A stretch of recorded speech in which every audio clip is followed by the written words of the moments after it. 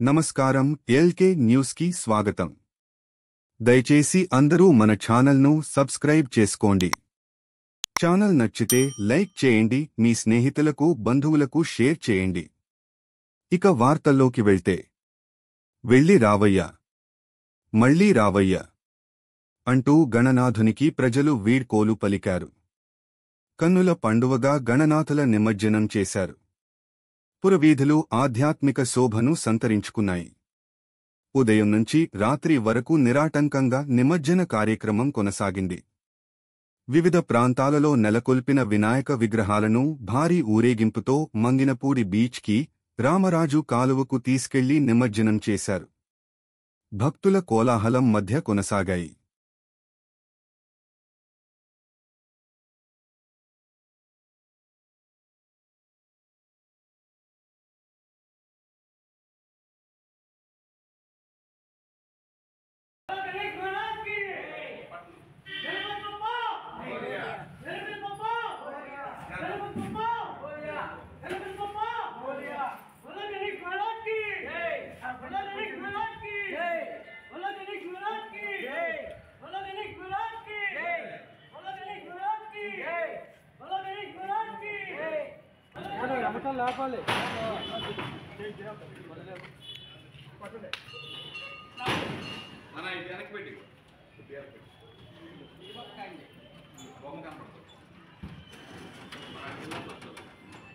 సంవత్సరానికి స్వామివారు మాకు ఎంతో ఇవ్వాలని కోరుకుంటూ వస్తుంటాం.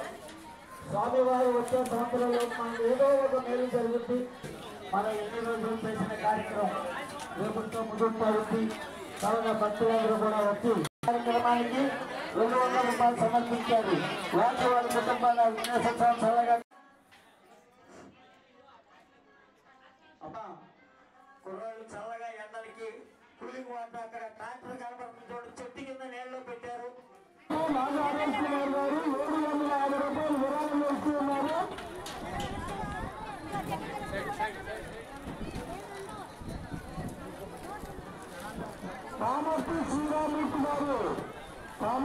గూడూరు మండలంలోని పలు గ్రామాలలో ఏర్పాటు చేసిన వినాయక విగ్రహాలను శనివారం అత్యంత వైభవంగా నిమజ్జనం చేశారు. గూడూరు ఇందిరమ్మ కాలనీ ఎదురుగా ఏర్పాటు చేసిన వినాయక మండపంలో ఏర్పాటు చేసిన వినాయక విగ్రహాన్ని మురారి రవి బహుకరించారు. లడ్డూ పాటలో 12,400 రూపాయలకు లడ్డూను రవి పాడుకున్నారు. ప్రత్యేకంగా అలంకరించిన వాహనంలో స్వామివారిని ఊరేగించి రామరాజుపాలెం కాలువలో నిమజ్జనం చేశారు. మచిలీపట్నం మార్కెట్ యార్డులో ఏర్పాటు చేసిన గో సంఘంలోని ఆవులకు దాతలు శనివారం దాణాను సరఫరా చేశారు. రోడ్డు మీద తిరిగే ఆవులను మార్కెట్ యార్డులోని బృందావనపుర గో సంఘంలో నిర్బంధించారు. ఈ ఆవులకు దాతలు 2 క్వింటాళ్ల తవుడు అందించారు. ఈ కార్యక్రమంలో market yard chairman Kunche Nani, assistant commissioner M Gopalarao, TDP నాయకుడు పివి ఫణికుమార్, కార్పొరేటర్ మరకాని సమతాకీర్తి, దీప్తి, మల్లిక తదితరులు పాల్గొన్నారు. చేనేత కార్మికుల సమస్యల పరిష్కారం కోసం ఈ నెల 11, 12 తేదీల్లో జిల్లాలో చేనేత అధ్యయన యాత్ర నిర్వహిస్తున్నట్లు జిల్లా చేనేత కార్మిక సంఘం, సిపిఐ కార్మిక అనుబంధ సంస్థ అధ్యక్షుడు కోదాటి నారాయణరావు తెలిపారు. పెడన సర్వోదయ చేనేత సొసైటీలో జరిగిన సంఘ సమావేశంలో ఆయన మాట్లాడుతూ, ఈ యాత్ర ద్వారా చేనేత కార్మికులు ఎదుర్కొంటున్న సమస్యలను అధ్యయనం చేసి వాటి పరిష్కారానికి కృషి చేస్తామన్నారు. చేనేత కార్మిక సంఘం రాష్ట్ర మాజీ ఉపాధ్యక్షుడు కట్టా హేమసుందరరావు మాట్లాడుతూ, చేనేత అధ్యయన యాత్రను ఈ నెల 11వ తేదీ ఉదయం 11 గంటలకు సిపిఐ రాష్ట్ర కార్యదర్శి రామకృష్ణ ప్రారంభిస్తారన్నారు. సిపిఐ జిల్లా కార్యదర్శి వర్గసభ్యుడు పేరిశెట్టి ఉమాకాంతం మాట్లాడుతూ, చేనేత అధ్యయన యాత్ర ఈ నెల 11న పెడన పట్టణం, కప్పలదొడ్డి గ్రామంలో, 11న పోలవరం, ఐదుగుళ్లపల్లి, మల్లవోలు, రాయవరం, కాజా, ఘంటసాల, చల్లపల్లి గ్రామాల్లో యాత్ర జరుగుతుందని వివరించారు. సిపిఐ జిల్లా కార్యదర్శి అడ్డాడ ప్రసాద్ మాట్లాడుతూ, చేనేత కార్మికుల సమస్యలు పరిష్కారం కాకపోతే ఉద్యమానికి సిద్ధమవుతామని హెచ్చరించారు. సమావేశంలో బూసం బాలసుబ్రహ్మణ్యం, ఎక్కల పీతాంబరేశ్వరరావు, కుర్మా విఘ్నేశ్వరరావు, పేరిశెట్టి విజయకుమార్, వాసు తదితరులు పాల్గొన్నారు. కృష్ణా జిల్లా ప్రధాన కేంద్రమైన మచిలీపట్నంలో బ్రాహ్మణ కార్పొరేషన్కు డైరెక్టర్ పదవి ఇవ్వకపోవడంపై పలు విమర్శలు వెల్లువెత్తుతున్నాయని బ్రాహ్మణ సేవా సంఘం మచిలీపట్నం అధ్యక్షుడు ఏఆర్కే మూర్తి అన్నారు. శనివారం భాస్కరపురంలో ఆయన నివాసంలో ఏర్పాటు చేసిన బ్రాహ్మణ సేవా సంఘం ఆత్మీయ సమావేశంలో ఏఆర్కే మూర్తి మాట్లాడుతూ, కృష్ణా జిల్లాలో జిల్లా ప్రధాన కేంద్రమైన మచిలీపట్నంకు బ్రాహ్మణ వెల్ఫేర్ కార్పొరేషన్ రాష్ట్ర డైరెక్టర్ పదవి రాకపోవడం పట్ల పలువురు బ్రాహ్మణులు అసంతృప్తిగా ఉన్నారని అన్నారు. గత అసెంబ్లీ, పార్లమెంట్ ఎన్నికలలో కూటమి బలపరిచిన అభ్యర్థులను గెలిపించడానికి మచిలీపట్నంలో బ్రాహ్మణులు విశేష కృషి చేశారన్నారు. బ్రాహ్మణులు ఉన్నచోట అర్ధరాత్రి 12 గంటల వరకు ఓట్లు వేసిన దాఖలాలు పాలకులు గుర్తుంచుకోవాలి అన్నారు. నాకు పదవి వద్దు అంటున్న గుడివాడకు చెందిన ఆర్ఎస్ఎస్ వరప్రసాద్కు బ్రాహ్మణ కార్పొరేషన్ డైరెక్టర్ పదవి ఇవ్వడం ఎంతవరకు సబబు అని ప్రశ్నించారు. సాక్షాత్తు బ్రాహ్మణ కార్పొరేషన్ డైరెక్టర్ పదవి కోసం జిల్లా మంత్రి కొల్లు రవీంద్ర రికమెండ్ చేసిన లెటర్ ఇచ్చిన మచిలీపట్నం నకు బ్రాహ్మణ కార్పొరేషన్లో స్థానం దక్కకపోవడం శోచనీయమని అన్నారు. మిగతా కార్పొరేషన్లలో బ్రాహ్మణులకు మచిలీపట్నంలో ఎలాగో స్థానం కల్పించలేదు. కనీసం బ్రాహ్మణ జాతి ఎక్కువగా ఉన్న మచిలీపట్నంలో బ్రాహ్మణ కార్పొరేషన్ పదవి కూడా సాక్షాత్తు మంత్రి ఉండి కూడా రాకపోవడంలో ఆంతర్యమేమిటో ఎవరికీ అర్థం కావడం లేదన్నారు. గత ఎన్నికల్లో కేసులు కూడా కట్టించుకుని పార్టీ కోసం కష్టపడి పనిచేసిన వారిని పాలకులు గుర్తించాలన్నారు. సమావేశం అనంతరం ఇటీవల జార్జి కార్నేషన్ హైస్కూల్లో హెడ్ మాస్టర్గా పనిచేసే రిటైర్ అయిన ఆర్వి రమణను ఘనంగా సత్కరించారు.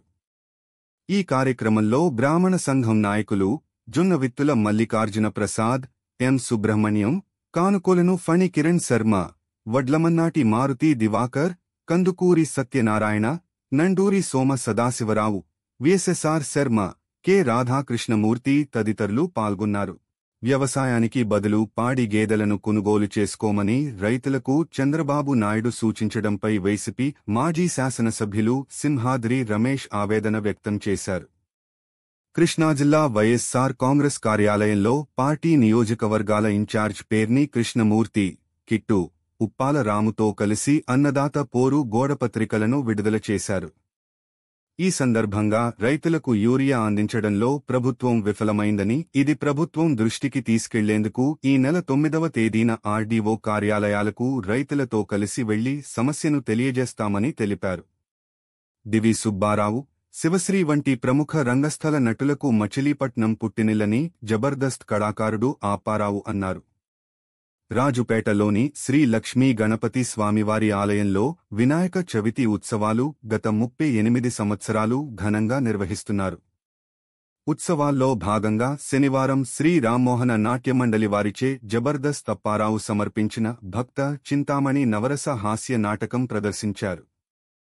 ఇందులో సుబ్బారావు పాత్రలో జబర్దస్త్ అప్పారావు, శ్రీహరి పాత్రలో సీతారామయ్య, చింతామణి పాత్రలో సాంబశ్రీ, చిత్ర పాత్రలో కుమారి, భవాని 1 పాత్రలో తూమాటి రాజేశ్వరరావు, భవాని 2 పాత్రలో సత్యనారాయణ, బిల్వ పాత్రలో దుర్గారావు మాస్టారు నటించారు. హార్మోనియంపై మిరియాల మోహన్ రావు, డోలక్పై ప్రకాష్ సహకరించారు. ఆర్గనైజర్స్గా తూమాటి రాజేశ్వరరావు, సాంబశ్రీ వ్యవహరించారు. పెద్ద సంఖ్యలో ప్రజలు ఈ నాటకం చివరి వరకు వీక్షించడం గమనార్హం. కళాకారులను నిర్వాహకులు ఘనంగా సత్కరించారు.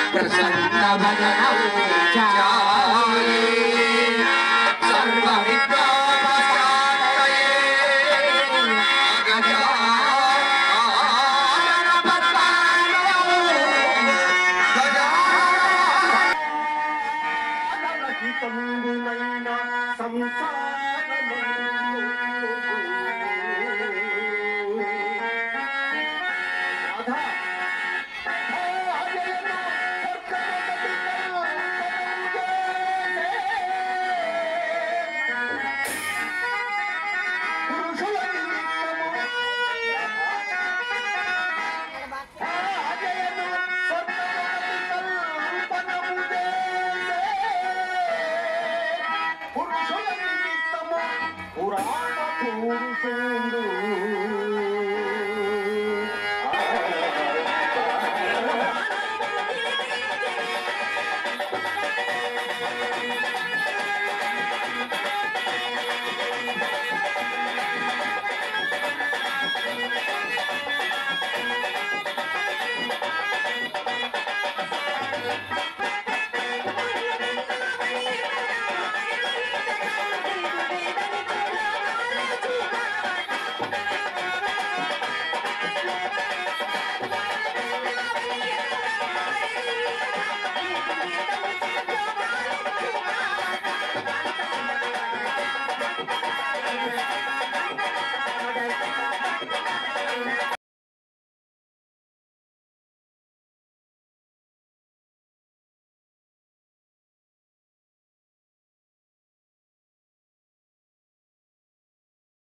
ఈ వార్తలు ఇంతటితో సమాప్తం.